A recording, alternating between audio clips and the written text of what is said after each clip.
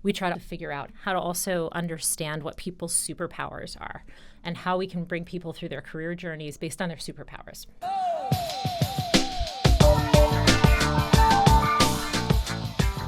Welcome back to the DraftKings Life podcast. I'm Rebecca, a recruitment marketing senior specialist. And I'm Max, a talent acquisition specialist. And today we are discussing our workplace culture here at DraftKings and introducing you to our wonderful Chief People Officer, Linda Aiello. Linda is truly one of the most fascinating people here at DraftKings. She has a lot of global experience and has an impressive HR background. So to start, we want to have a rapid fire questions just to get to know you a little bit more. Okay. Linda, ready? Yep. All right, let's do it. First one, nice and easy. Where are you from? New York City and the surrounding area. My parents extracted me from the city in high school. So. Nice. Where's your favorite place to travel? Oh, Belize. And favorite city you've lived in? Tokyo. A morning person or a night owl? I am a when the sun is up person. And if you could go to dinner with anyone in the world from any time period, who would it be and why? Stephen Sondheim, musical theater composer. I think he wrote some of the most complex and interesting music around a lot of different topics and has worked with some of the most amazing performing artists ever. Amazing. Interesting. And we have a shared birthday. Look at that. Twin flames, right? That's right. That's right. So do you have any pets? I do. I have a 3.5-year-old mini double doodle named Chewbacca. Who's good boy, best boy, and shows up in the office every once in a while. I saw him in the office one time, and he is absolutely adorable. Once his service vest is off, he's like, oh, I can go anywhere I want, and he's like under desks and all that. It's good fun. I love that you bring him in, too. One thing in your house that you can't live without? My piano. And what was your first job? I had a paper route. Wow. Oh, that's so fun. Yeah. And what's a fun fact about you? I was on a children's television show called Romper Room in the early 80s.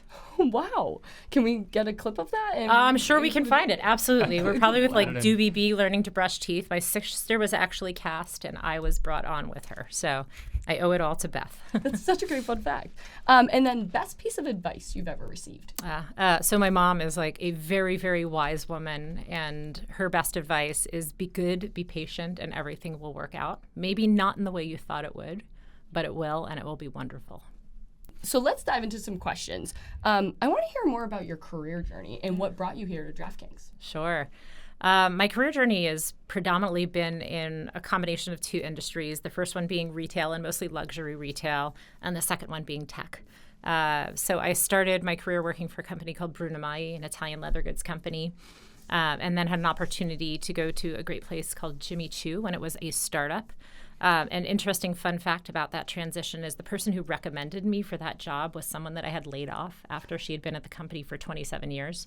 So I think there's something really important about how you treat people when they're departing and how you maintain that connections. Worked at LVMH, so Louis Vuitton in the U.S., and then I moved abroad to work for Moet Hennessy, where I worked kind of between London and Paris, but covering all of Europe for them. And then I had an opportunity to work for what was then a small startup called Uber. And I took the leap. So I moved to Amsterdam because why not move country again? Sounds like fun.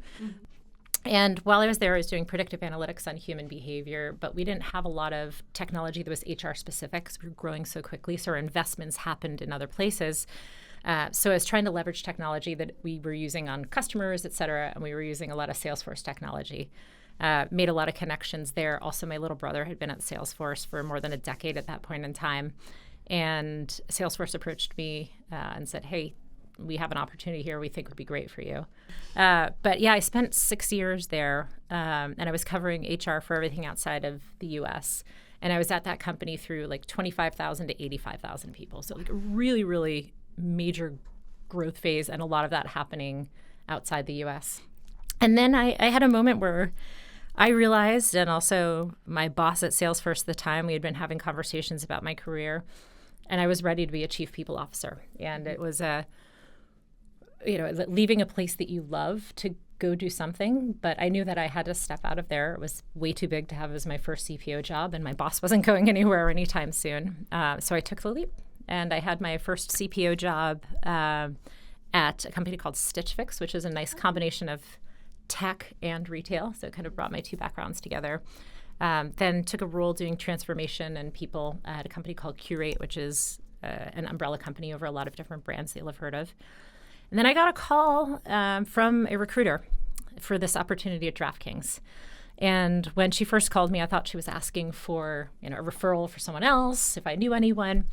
And she said, no, you're going to want to hear about this one. And my kind of deep connection and why this kind of like just touched the right part of my heart. So my dad was a TV producer for sports.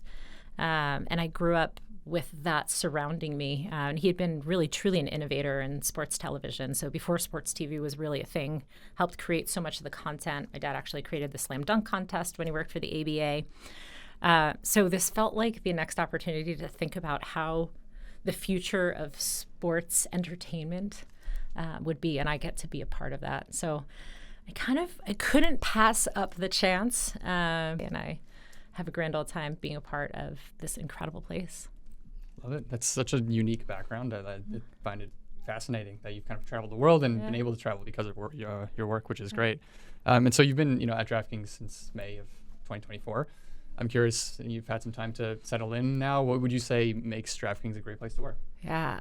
One of my favorite things here is we're solving really hard problems, but we're not hard on the people on the way. Like, we have high expectations, we have incredible people, but we're hard on the problems, not on the people. So it's really kind of a different lens. And when we're having a debate about something, it's not personal. So we're in this collectively together. We're also a company that, despite the fact that we're over 5,000 employees now, we are very much a relationship-based company. So the work doesn't happen through, there are so many procedures and processes and red tape and bureaucracy. And when you need help with something and when you need to understand something, you can ask a person and they might not know the answer, but they'll know the person who knows the answer and they'll bring you to them. And that actually helps build so many relationships. So even in my first 7 months here, I would say the people on this team have been so incredibly welcoming and helpful and really to help make me successful.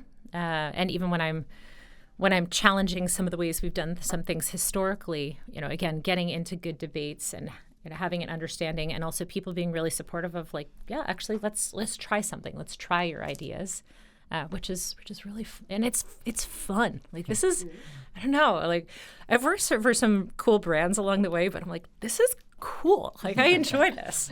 And as a chief people officer too, what is your role in crafting the culture here? Not only just in the Boston office, but globally DraftKings. How do you play a part in really cementing the culture here for our employees?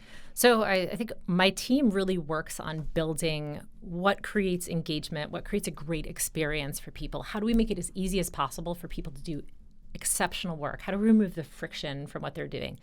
We try to also figure out how to just make it easy, how to also understand what people's superpowers are, and how we can bring people through their career journeys based on their superpowers. And a lot of companies spend a lot of time focusing on, oh, you're not good at this, you need to work on that. And like, I speak to Jason, our CEO, about the fact we can't have people who have fatal flaws. Mm-hmm. You have to be at least competent. Mm-hmm. But then what are the things that make you absolutely super special? And how do we make sure that we're managing people through their journeys here? Mm-hmm. And everyone loves to, or generally loves to do the things that they're great at. Mm-hmm. So how do we find opportunities for people to do what they're great at?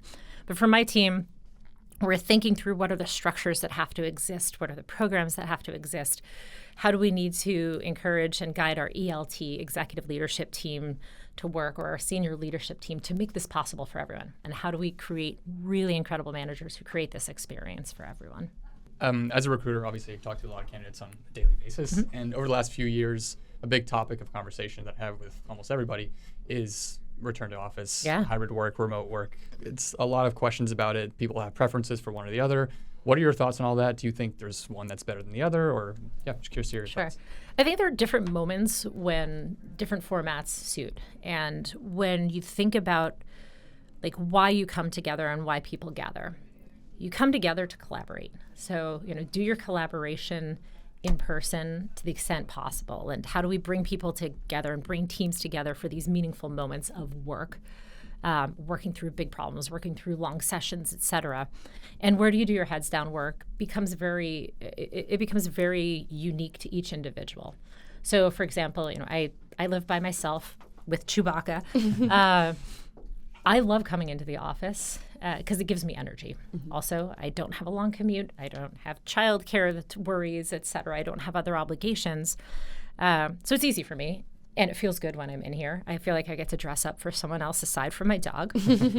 So I come in and I do my best heads down work even here. Mm-hmm. Whereas other people, maybe they do their best heads down work at home. So I think it's a balancing act of what works best. So I think this idea of like what hybrid is, but it's how you use your time. And it's interesting because there are a lot of organizations that are pushing everyone come back in, but they're not thinking about how people are using their time. And they've people who don't have team members anywhere near them, et cetera. And that creates a pretty rough experience. If you're sitting on Zoom calls in a cubicle and not interacting with any humans all day, not sure that you want to do that from an office. So I think it's going to be like a continued learning journey. And we're always looking at how are people most productive and how are we making sure people are most engaged. So we're looking at data constantly around based on people's work format, whether they're in office most of the time or hybrid or remote. Do we have different levels of engagement for people who are in different work formats? And how do we create great experiences for people who are in all? And it doesn't mean if, remote employees, which is not the case, actually, our remote employees are highly engaged. But if we were to see that score drop off, it's not to say, well, that means everybody has to come back in. It's like, no, actually, how do we work differently? And how do we think about our tools and our systems and our ways of meeting and our ways of coming together in a different way so that people can have a great experience no matter what their format is? I love that idea of looking at how people spend their time and looking at the data of that too, rather than just, everyone goes into the office or everyone stay at home, like really focusing on how each individual spends their time, works their best, and kind of more of a holistic approach. Right. We do have many DK offices around the world, and a lot of them are very cool. I've been fortunate to been to a few of them, and you have too. How do you describe our DraftKings offices when people ask? Yeah, I think first of all, there's definitely like a sporty vibe. You walk in and you feel right away that you're in some place that's unique. It is uniquely DraftKings. So it doesn't feel like any other office I've ever stepped foot into. So like when I walk into the Boston office, I see the sports tickers up and the different TVs. I was loving it during MLB season. I could watch my Yankees. You just feel what's happening at work around you all of the time. And then if you're in the Vegas office, or if you're in one of our offices in Bulgaria where some of the traders are and you're seeing some of what's happening with their work. So it's like reflecting what's happening with the teams that are in each place. So I like that there's like a little bit of a unique twist to each of the offices as well. And I think we celebrate the cities that we're in as well. So like our New York office, it's actually set in a place where the view celebrates the city. We have a great space where people can work, et cetera, but also it's something special about that. Bulgaria, you're looking at whether you're in Plovdiv or Sofia, those are even have their own like little unique twist to them. But you feel the energy.